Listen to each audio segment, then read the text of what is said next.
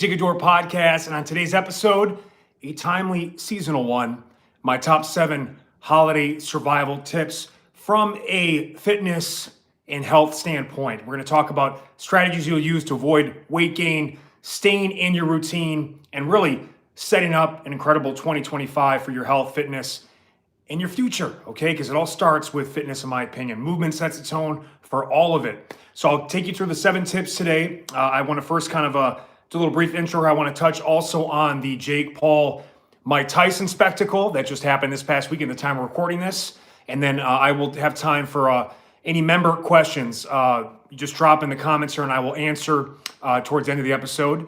It's difficult to kind of do it live here. So what I'll do is I'll wait till I'm done talking and then we'll answer your questions. So by the way, simple like, share, subscribe. Before I get into the top 7 holiday survival tips, number 1, our YouTube membership program. 3 levels of membership to help us keep the content coming, support the channel. Benefactor is $3 a month. You're really just a good person giving us the resource to keep the content rolling for you. We have our insider option at $6 a month, which gives you early access to new content. And then we have our VIPs, $20 a month. Again, all these can cancel anytime, upgrade, downgrade, whatever.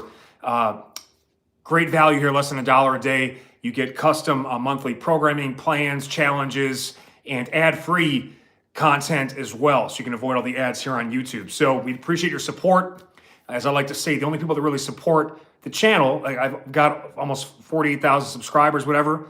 There's only 100 plus people that support this channel with their actual hard-earned dollar helping us keep the lights on. So those are the fans. I appreciate you guys the most. I also want to touch base too on, this is about to enter week 6 of the 6-week old school abs trainer.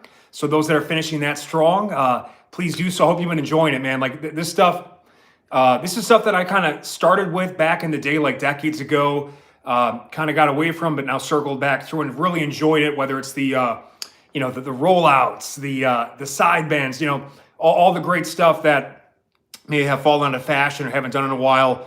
It's the timeless classic core training. I've been really enjoying it. I know a lot of you have as well. We're entering week 6. I've also got some bonus stuff that I'll be throwing in as well. But finish that strong. Any questions on old school abs, drop it here. I'll answer at the end of the show.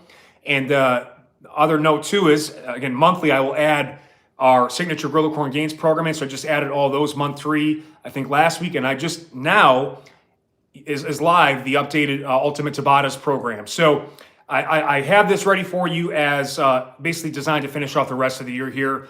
I had mentioned some of the superhero shoulder program. I'm going to hold that for the new year because I've been doing this a long time. I also, people are going into the holidays here, busy, short on time, can't really find the same level of commitment you'll find other times a year. So we're going to just focus on fast, fun, effective workouts, 20 minutes or less. And the Tabatas approach is the real deal for that. Fast, fun, effective, fat loss focus, kind of cardio HIIT workouts.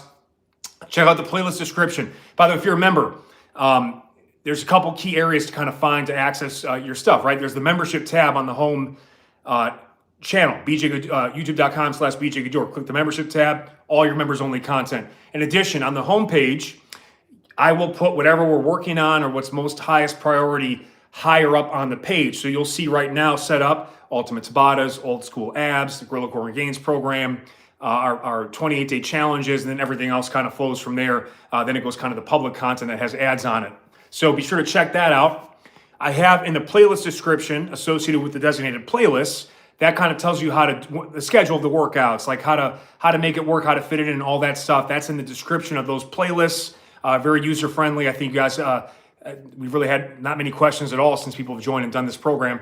But Ultimate Tabatas, I've got a 4-week plan for you that you can start as those are finishing. Some people that started right away will be finishing the 6th and final week of Old School Abs this week. So whether it's the last week of November or the first week of December, I've got a new 4-week plan, ad-free, set up for you with a schedule in the playlist description. Ultimate Tabatas, a mix of all minimal equipment stuff, a series of bodyweight workouts that are progressive, dumbbell workouts that are progressive, then like a band, a boxing, a band and ball, a band, ball, and bell, and then my original Ultimate Tabatas 2010 foul-along workout as well. That's a longer one. It's about 40 minutes. You can save that for kind of Thanksgiving or Christmas Day or whatever holidays you celebrate. Kind of a longer workout. You can get that in there too. A lot of these, by the way, may be available in public content with ads, but again, ad-free for our VIPs. So that's the plan after Old School Abs. And then again, the new year will come. You guys will be back on kind of a, your more normal routine after the holidays. And we'll probably kick it off with the Superhero Shoulders trainer as well. So I'm going to get into the top 7 holiday survival tips, quick outline of like what to come, just, some strategies I use during my workday, how to get the most out of shorter workouts. We'll be talking about kind of the nutritional strategies I use to cycle my calories, carbohydrates, in anticipation for higher carb calorie days on holidays or work events or party events, social events, and then some other, tips that have really helped me over the years and the people I've worked with as well. Before I get into those 7 tips, I want to talk the Tyson Paul fight on Netflix. Now, this was one of the most anticipated events of all time, I believe, from the women's standpoint. Serrano and Taylor, I think 50 million people tuned in to that. That was the most watched women's sporting event of all time. It was an incredible fight, controversial, which is unfortunate because both women are incredible. The grit, when I saw that fight, it was really a mix of, there was Katie Taylor with the hand speed getting a lot more punches in bunches, but Serrano may not have thrown as many punches, but every punch had bad intentions, a lot of power behind it. I think besides the headbutting, which ended up causing the damage on the eye for Serrano, that really kind of changed the trajectory of the whole fight. I think Serrano had the more damaging punches, but obviously Taylor was getting in more punches. I think they need a third fight to kind of finish that off the trilogy. By the way, all the great fights, the great matchups, they come in trilogies. Ali Frazier is the one that comes to mind the most. Sometimes it takes 3 fights to really figure out who's the better fighter. And so I think that's what we'll have to do there. Obviously, if you don't know, and maybe if you don't know, you don't know, but I idolized Mike Tyson growing up. I was a fat kid growing up, and his story, I'm born in 1982. I'm an 80s, 90s baby. And his story is kind of this kid that was bullied, fat kid that was bullied, and then just basically, took control of his mind, body, and became like the baddest man on the planet. Nobody could fuck with this guy. That just resonated with me. It's, by the way, not just me, millions of people around the world. And Tyson has had one of the most complicated journeys, I think, of anyone in existence. There's a lot of redemption there. There's also a lot of tragedy, especially if you know the history of where he grew up. He's definitely a flawed man, just like me, just like you. But we do the best we can, and I think we look to improve over time. And he really had, if you can say one thing about him, you say whatever you want about him, but no one can deny that he's done a lot of work on himself, and he's kind of had a rebirth in the public since. We saw him come back in movies like The Hangover. Obviously things kind of climax with the prison term, biting Holyfield, and then, fighting way past his prime, not even really looking to just kind of paydays because he was so broke and trying to find a way to make money. He basically, since the Buster Douglas fight, his first loss, he wasn't the same Tyson. But from about 1987 to 1990, we saw, in my opinion, the single greatest fighter of all time. There will never be another. That combination of speed, defense, power, ferocity, and just hype and just psychology. It was beautiful. I think Ali was the greatest boxer of all time. I think Tyson was the greatest fighter of all time. And those are my 2 favorite boxers. So I mentioned that. So obviously I was pulling for Tyson to do great in this. Obviously being 58. And we saw even a couple years ago, 4 years back, he did the Roy Jones Jr. fight, and he looked a lot better than he did this past Saturday. I don't know if you follow what happened. Like the reason the first date was postponed, he had a ulcer that exploded. He required 8 blood transfusions. He almost died. He lost 30 pounds, being bedridden, and a 20-year-old would likely be a 1-year rehabilitation process. Now you're 58 and you've got to find a way to like recover from that and get ready to put yourself in the ring with someone who's 30 years younger in their prime. Also, to Jake Paul is a natural boxer. I mean, he got no formal training. He started 4 years ago, as an adult. That's rare. And obviously has been doing quite well and has advanced the sport in ways no one ever thought he could in terms of promotion and hype. And I look at the whole Jake Paul thing as, he's like a fusion of it's like WWE meets boxing, right? There's a he no one plays the heel like him, and I think a lot of people, it's, by the way, everything online. Not that there isn't authenticity and stuff like that, but it's all a performance. Anyone that has a channel or a page or is in the entertainment business is just deciding what they want to show you that day, or that piece of content, or that movie, or that sporting event. It's entertainment. It's a performance, and I respect how good of a heel Jake Paul is. And I actually gained a lot of respect for Jake Paul in this fight, because Tyson came in. I was so excited for this. I had seen, like you, many of the social media clips. He looked like he was, you were seeing the same amount of like peekaboo style movement and just explosive hook. And I was like, man, I think Tyson's going to take him out in the first 3 to 5 rounds, because I don't think Jake Paul could handle the inside fighting and just that particular style. Since 12 years old, Tyson was a professional killer. I thought that would lead the day. But my whole opinion changed when I saw him walk out to the fight. He looked old. He looked a little bit worried. He tripped. He almost fell. He tripped and he had a hard time walking up to the ring. He didn't have his legs. I don't know if it was just an old man day, which is this is what happens. Like at 42, by the way, some days I wake up and I'm just dealing with whatever is going to happen that day in a way that I could still muscle things out and do stuff like that. I try to avoid doing that because I could risk injury, and I tend to try to get ahead of things so that if I have a bad day, I can push it back and not be off schedule with the content we make and stuff like that. But a 42-year-old body isn't like a 24-year-old body where I can just you can just wing it and get through it.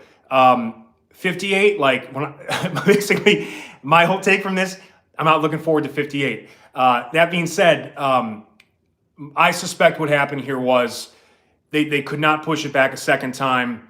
Tyson had to overtrain and rush the rehabilitation process at 58 and ended up having a knee injury whereby he had no legs in this fight. It looked like a 500-pound man on the legs of a 100-pound person. You know what I'm saying? He looked like Johnny Bravo. He just could not get his legs underneath him. And Tyson's entire style is based upon the legs. Everything's driven through the legs and the hip power and the rotation and the movement.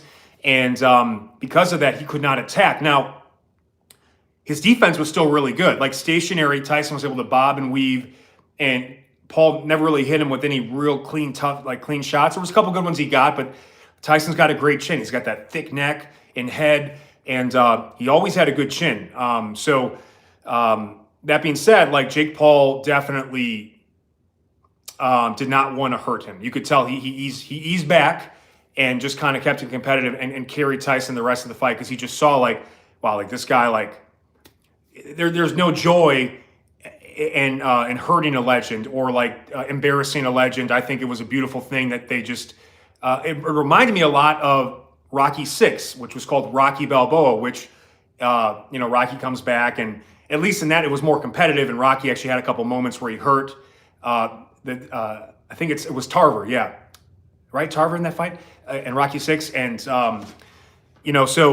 but he ended up losing because, again, he was so much older and he's not in his prime, and just to be realistic about it. But it's tough, because I do believe if Tyson had his legs under him, it would have been obviously a much more competitive fight. I also think he would have been able to do some damage to Jake Paul. Whether he would have won or not, I don't know. I almost kind of want to see it again with Tyson having his legs under him. I don't know if they'll do it, but it was a tough way to end it. And especially what I feel sad about is the people that never really got to see what Tyson was in his prime, that locked-in Customato style of chin down, elbows in, and constant movement. You can't touch it, you can't hit, and all of the attack was based on counters. So you'd see clips of people trying to there was this one viral clip that's been all over the place, and a lot. That's a good thing about it too. This fight, even though the outcome and the spectacle wasn't as entertaining as we all had hoped, you saw a whole new generation introduced to what Tyson was in his prime. And that one clip of him basically Matrix style slipping 18 punches and then coming back up real low with his lead hook and taking a fighter that was 6 inches taller and 50 pounds heavier out. That was the thing. Tyson was knocking out these big tall heavyweights 5'10", 215, 220, and he was just 22 of the knockouts he had were in the first round. It was really incredible. We'll never see it again. And so I'm sorry it ended that way, but it was still great to see him again. But you could just tell the way he walked in the ring, it wasn't going to be what we would all hoped it would be. I give him credit for showing up and not, taking the easy way out. Though, again, part of me was like, it's almost better just to wait till he was healthy. But maybe they do it again. Just want to touch on that because I'm such a big fan. I know many of our VIP members, we talked about Tyson over the years. I've shared Tyson content on our boxing workouts. And so I don't know if you saw the fight or not, but it was just unfortunate. And man, I just wish we could see what that would have looked like if Tyson had his legs. And obviously that knee injury, the brace, whatever it was. I played my senior season in college on a bum knee. I tore it up in preseason, came back 12 days later after surgery. I should not have done it. I had to get that baby drained every week for game day. I ended up getting a staph infection because the number of times that I got it drained, something got in there. It was just all what made me a good football player, which was I could be big at like 275, but I had quick feet and I could move, particularly laterally. I lost that. And I had moments where I'm like, man, like they're playing me because I'm a captain of the team and I'm a 4-year player here. But man, like the guy behind me probably should be in right now because I feel like I'm hurting the team because I just could not laterally move and I could not plant myself, or I lost my bull rush because it's just awful. And you're constantly worried about getting hurt. So I've been there. So it was really hard for me to watch. And I had this kind of guttural emotional reaction to it, but he's a gamer. He showed up and he didn't get knocked out, even though Jake Paul held back. Jake Paul still had a hard time hitting him because, again, he's just even a 58, a bum leg, a rush rehab after a near-death experience just months prior. He still is, in my opinion, the baddest man on the planet. So any thoughts on the fight, drop a comment. We'll talk at the end here. But let's get into the holiday survival tips. So the first one, EHO, every hour on the hour. Now, this is not just what I use throughout the year, right? Many of you know that I do all of our video editing and I do all the scheduling. Basically, I run my whole content platform. It's all through me now at this point to eliminate the cost and just deal with this crazy world we live in with, inflation, high costs, and shifting kind of collapsing market in the fitness space. I'm just trying to weather the storm and figure it out and be agile.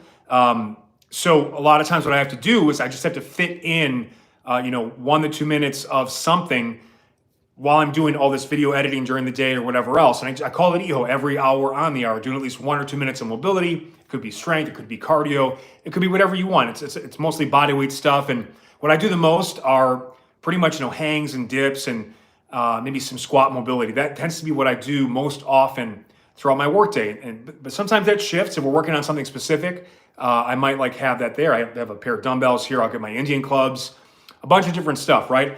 But people really don't give EHO the credit that they should. It's just peppering in your work throughout the day. And back in the day, my first holiday survival tip thing I gave to people back in 2004, 2005, it was just called fit it in. You just pepper in stuff throughout the day and hit your totals. But EHO is just an easy thing to remember every hour on the hour. And again, the commitment can be very simple. It could be 5 to 10 reps of something. It could be 30 to 60 seconds of something. I tend to like to work for 1 or 2 minutes at a time. And by the end of the day, if you do it hourly during your workday, you'll get at least 5 to 10 minutes of fitness in or work in or more, especially if you're doing more than a minute at a time. And that is more than enough to not only maintain, but potentially push forward some gains during this time of year, which is essentially post-Halloween through the New Year's. So I can't recommend it enough. The 3 things that are most easy to fit in are any sort of squat variation, push-ups, and hangs. I just say hangs because pull-ups are hard to do a lot of for most people, but we can all hang from a bar, take that door pull-up bar to work, or it could be a TRX row, it could be a band pull-apart. Just think about what you can take with you to work and just fit in, knowing that your normal workout schedule is not going to be maintained, or you're traveling during this time of year. You can take a single band with you. You can take some sliders with you, fit that in your suitcase. And obviously the body weight stuff travels well. A TRX, is also a great travel thing. You might be able to do pull-ups on a door anchor situation, but you at least do your rows to balance out the front to back movement. So that's critical. And just like we do with the Hanks challenge, like 2 to 3 sets per day is like the minimum goal, but 5 to 10 of those EHOs is what will really make the difference. One thing I'm considering, and let me know if you guys are interested, our VIPs here, is a squat challenge, like a 10 by 10 squat challenge throughout this kind of period. And if I make something for you guys for it, it'll be kind of a rogue style, just all vertical video, like different squat variations. But I kind of like started doing this on my vacation, took my wife to a nice, beautiful place in Yucca Valley to shoot a bunch of new content, but also just to kind of take a break and get some relaxation going. And I had this private sauna, which this was a beautiful wood-burn private sauna. I'm going to talk about, it's like sneak peek 7th tip. And I was doing some really slow, I just did 10 minutes of slow eccentric bodyweight squats in this 160 plus degree sauna. It was such a good workout. And by the way, that 10, let's just say it was 100 reps or whatever, or was it like a 10 by 10 protocol? Basically, you do 10 squats every hour on the hour for 10 straight hours. And you have it could be just your body weight. And you really can, I had a level of leg soreness I haven't had in a while from that protocol, just body weight. But again, I showed a video today of how slow it looked. Really, really good slow bench box squats, which do take some pressure off the knees and back and allow you to train it more often. So maybe we'll do that kind of like type of squat challenge. That'll be kind of where you can apply your EHO, and then it's a little more leg intensive. So stay tuned for that. Let me know if you're interested. So tip 2 is being okay with short 5 to 10 minute workouts. You know, the classic example I give now, a lot of people like to do circuits, right? So a circuit is basically, in terms of how you would set up a circuit for fat loss, you would want to have, let's say a couple upper body movements, a couple lower body movements, maybe a core and a cardio, and you would just cycle through that, like do each move a minute, go on to the next move, keep the rest short, right? So in the case of like a 5 exercise circuit with minimal equipment or your body weight, it could be, a side plank left, side plank right.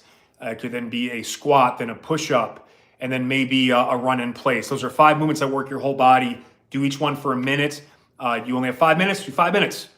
Work as hard as you can for each exercise, each minute, go right to the next one. If you want to do that as an extended 10 to 20 minute workout, run that 5-minute sequence 2 to 4 times total, right? And there's unlimited combinations there. Now, one thing that I like to, I don't know if this is because I'm older now, but I like to do more and more, I just do single movement workouts. Just because my mind is so fried sometimes in the day, and I just like to do one thing, right? So 10 minutes of squats. And I can mix the tempo too, but that was just like a great workout. It could be 10 minutes of push-ups, rest, pausing briefly as needed, getting right back in. It doesn't have to be super complicated, especially when you have a really small setup or like prison style workouts, like my book, Your Body is Your Barbell. Picking a single move and doing as much quality work on that move for a block of time. I do that a lot with the heavy bag. I'll set the clock for 10 to 20 minutes on a countdown. I just start light on the bag. I get switch stance. I start with single punches, then I go to 2-punch combos, 3, add movement, go close in. By the end of the final 5 minutes, I'm unloading some real blows on that bag. I'm getting a great workout, and I don't have to think. You need mindless, meditative style training during this time of year.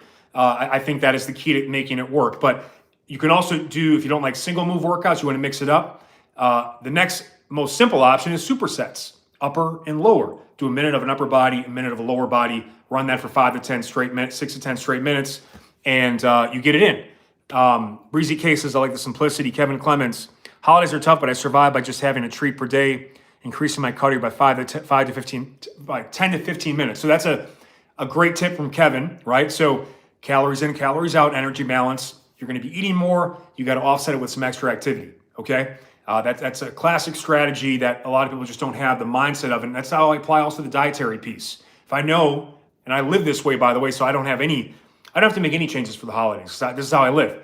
It's lower carb calorie weekdays, higher carb calorie weekends. And that tends to be, now if a holiday ends up on a Tuesday or a Wednesday, I just move things around accordingly. But that's a big part of it as well. It's not just with your, exercise in order to accommodate extra calories, but also having strategically lower carb calorie days in anticipation of higher carb calorie days on the holiday meals, the work events, all that stuff. So that's important too. That's one of the tips coming up. So upper lower superset, push-ups and squats, or swings and push-ups, or squats and hangs, right? It doesn't matter. It could also be dumbbell based. It could be, bent rows and shoulder presses, more upper body based, or goblet squats into hip hinge to row. The combinations are endless, but whether it's a single movement for 5 or 10 minutes, and that could be a strength based or cardio based, up to you, or it's a superset format of upper lower, back and forth on that, or it's an antagonistic superset, right? If you want to just do a quick 10-minute arm workout, bicep curl, tricep push down, 1 minute each, back and forth, 10 straight minutes, or quads hams. It could be like lunging into leg curls. So just the options are endless, but just have some strategies in place. Obviously, there's the classic circuit, 5 movements, 1 minute each. You can intensify that by going 30 seconds on, 30 seconds off, or 40 seconds on, 20 seconds off to give you transition time between movements, especially if it's like different styles of equipment and have a longer setup, or, again, shorter work periods, you can go harder and faster or load heavier on. So one of the ways I've approached like 1 minute of training in the past is like, if it's just your body weight only, no transitions really required, you can do 50-10, or just a continuous 1 minute clock moving on to the next exercise. You want to go heavier, harder, or with, going from, something on the floor to something standing on a TRX, like that requires time to get there. The best options are 30 seconds on, 30 seconds off, or 40-20 to fill that minute. So my recommendations there, just you find the way to fit it in. Number 3, we kind of just touched on that briefly, low carb weekdays or low carb non-holidays, right? You have to know, like, these higher calorie carb days are coming. It's all about adjusting off of that, right? So it's like any checks and balances, right? People, and this is the thing, like, it's crazy to me, and it's crazy to a lot of you who have been in the health and fitness game for a while and have this, it's like in your DNA, it's just habitual at this point. The average person just does not think about what they put in their mouth day in, day out. There's no concept. Like, I don't think some of you know how far ahead, just in going to get groceries on Sunday and planning meals for the week puts you like in a 1%er type of situation. Like, people don't do it. I remember when I was, the 2 years I had a traditional job at a place at Men's Health, and I would just see the way like people bring in donuts, the people just start eating donuts. I don't even think about it, which blows my mind, because like I'm waiting till Friday. Like, that's just the mindset of all this. And just being mindful alone will separate you from the pack. What I would recommend is just take a calendar out, identify the days where like, what I don't want you to do and what I don't recommend you do is I don't want you to alienate yourself with friends and family, which means, going into the parties and being the guy or gal just doing the vegetables only. And because they're just going to make fun of you, and you do kind of become like the downer at the party. No, it's not a good look. I've been there, and that's why I don't even like going to those things, because Jeremy Scott and I joke, like, because people tend to like their own food, but I think most of us can be honest, and we go to someone else's house and we say, that's not food I would actually eat. I would not choose to eat that food. That would be food I would only have as a last resort. You don't want to insult anybody, but this is just the reality of it anyway. And in a lot of cases too, when I used to go to stuff like that, I would just have like a protein shake before I went, or eat a good meal before I'd go. And then that way I wasn't hungry or starving. I wouldn't make bad food choices. And I could just focus on some of the good stuff that was there, if there was any at all. So you do what you got to do. You plan around it, but just schedule it out, and then make sure the other days of that week, you're locked in. Protein and produce, all right? And the only starches that are coming in will be things like maybe starchy vegetable like potato, but keep the rices, the pastas, the non-sprouted grain breads. You can have some sprouted grain bread because higher fiber, protein, lower carbohydrate content. Even fruit, like keep it more berries, and just limit your fruit intake during this time as well, because again, sugar does add up, especially if you're not going to be as active as many are during. People tend to get their activity down, especially in colder climates during this time of year. That's like the double whammy of this, right? Calories coming in, and you're moving less because it's so fucking cold out. I grew up in Wisconsin, so I know exactly what that's like. And now that I live in the desert in California, and it's warm enough during the day year round, that just a cheat code. Like I just don't eat as much anymore, and I'm always moving more year round because of that environment. Now, many of you can't control that, so you have to have that mindset of just being really proactive about at least maintaining your activity, if not doing more, especially if the extra calories are coming in, like Kevin pointed out. So just schedule all your cheat days or special events in advance, and then other days be close to perfect with your diet. Okay. Next point, heat. Okay. So important. And again, a lot of people say like, I don't want to live in California for whatever reason. I don't want to get political, but they don't have seasons. Well, that's not the case at all. We have seasons here. And where I live, an hour away up the mountains is a place called Idlewild, which is basically like pine trees, and it snows and all that stuff. And even where I am in the desert here, it gets, we get 30-degree nights, and it gets pretty cold. And maybe only gets up to about 70 or 80 during the day, but that's still much better than the Milwaukee, Wisconsin alternative where I used to live. But heat is really important. I'm finding too, like on that days, and I have one of these like cheap portable steam saunas. It looks like a phone booth, and then there's this machine that heats up water with a hose that comes in, and it's a steam sauna. Got it for $300 from New Recover. I'm not affiliated. They're having some Black Friday, Cyber Monday sales, so stay tuned for that. But what I'm basically trying to say is, what I noticed that, especially when I'm feeling sluggish or it's colder out, you don't want to move. You want to sleep or eat. It's biological, okay? It's like hibernation mode. So a lot of times what I'll do is I'll just start with heat, whether it's a hot shower, a hot tub, or the sauna. And that oftentimes allows me to stretch, kind of warm up, get loose. And then I want to actually do something. So be mindful of what the time it might take for you to require to warm up beyond what is normally happening during non-winter times, right? And if anything, like there's some days where there's never really a day where I don't sweat, because even on an active recovery day, I'll sauna. I just will, and because it's so important to sweat, especially eating a lot of shit food. Your body can get kind of congested, and I swear by just the act of breaking a sweat every day. And on days you're super stressed and you can't get up for even a low intensity workout, a sauna, a hot tub, a hot shower, getting your stretching and mobility work simultaneously is ideal in that heat. But also the sweat that can happen from that. It often unlocks more activity and movement. And if anything, it's going to help you at least sweat out toxins and stay in the game. I really feel it's a critical aspect of surviving any winter. Gus says, thanks for putting out good content. Learned a lot about fitness from you and really improved my life. Hope you enjoy the holidays. Thank you, Gus. Happy holidays. Holidays. That's what we say here at the YouTube channel of Monsieur BJ Gaddour. So I appreciate you, Gus, and I wish you and your family a beautiful end to 2024 and a strong start to 2025 as well. So get some heat. And if you don't end up working out, at least you get a good sweat and you get the good stretch and mobility going. I think it will help your skin. It's going to help a bunch of things to survive the winter and the holidays. Number 6, cardio theater. I mentioned this is a time of a lot of distraction.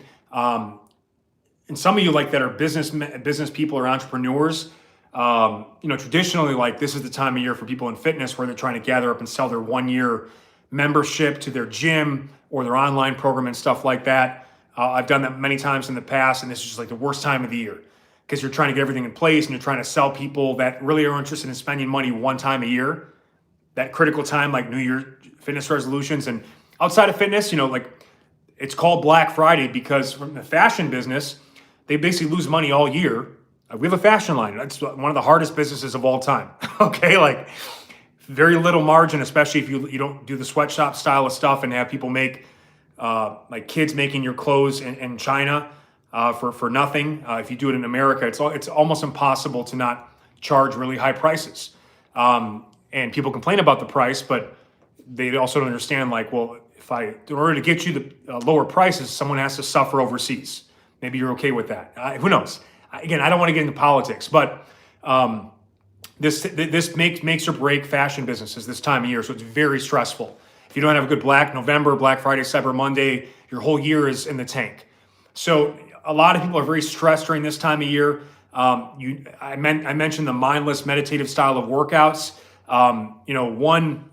Those that are on the video here podcast, see over there, that's the sled tread. It's a manual sled, and also it has like the pull up and dip power tower. I can do Bulgarian split squats off there. I can do all my body weight stuff on that, my hanging leg raises, you name it. It's got a manual sled. It's right in front of my TV. So there's some days where I'm working till like 4 or 5 at night.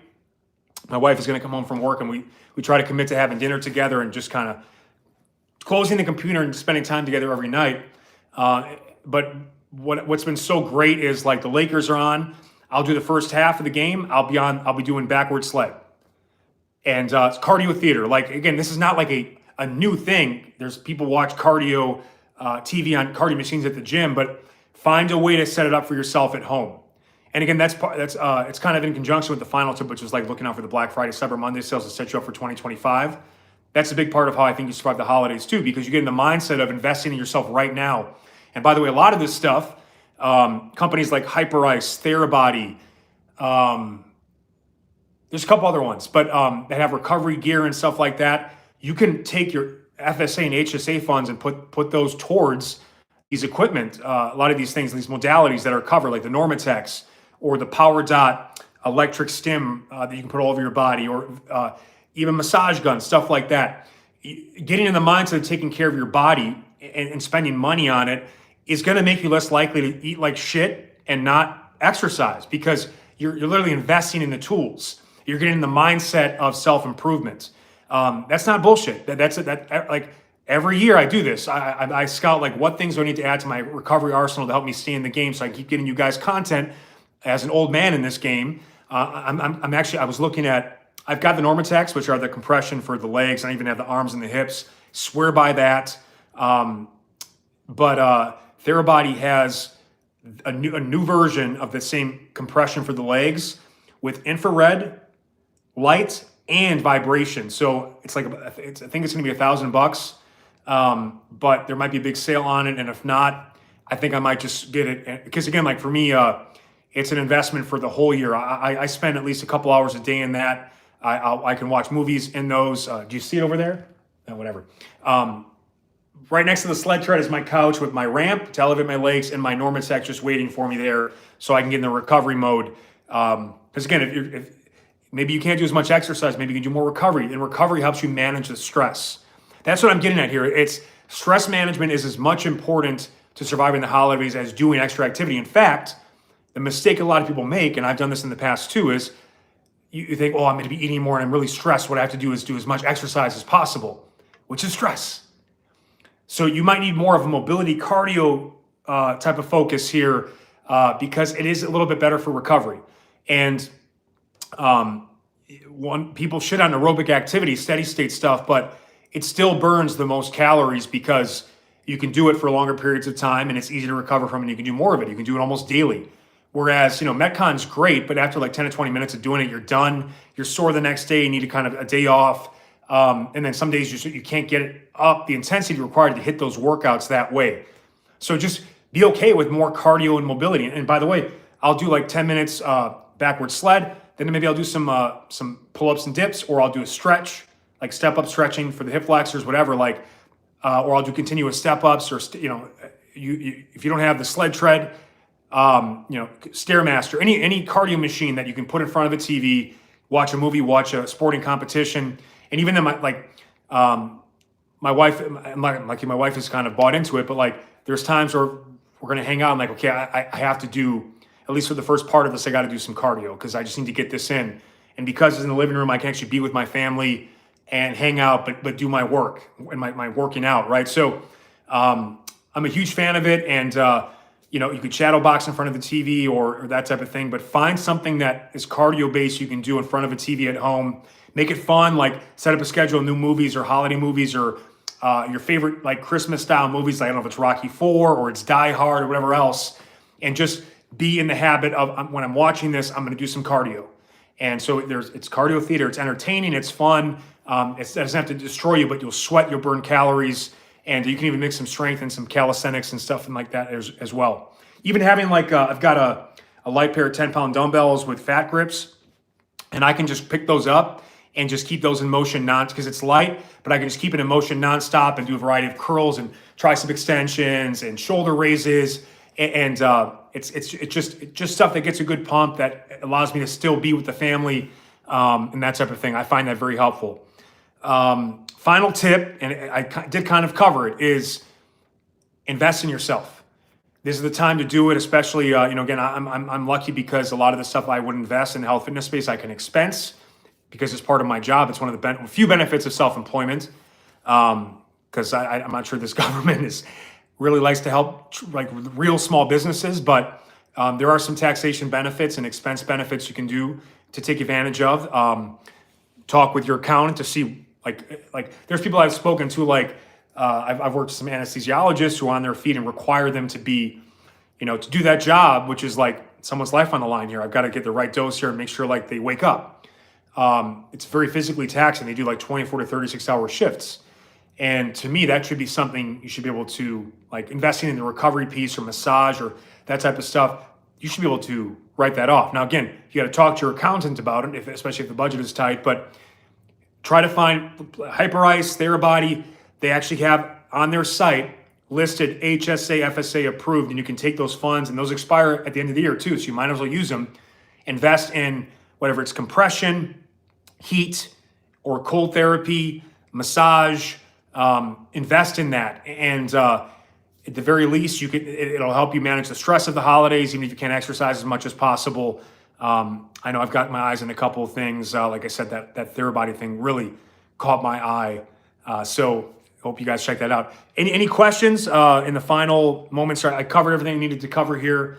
Top holiday survival guide tips. I think that was it.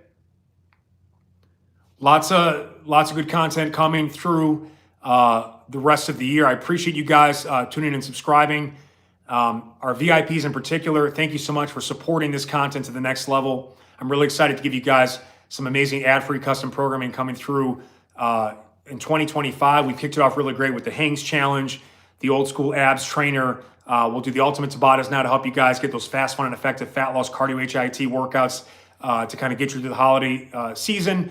And I think probably going to kick off the new year for the superhero shoulders, which is going to have some necks and trap.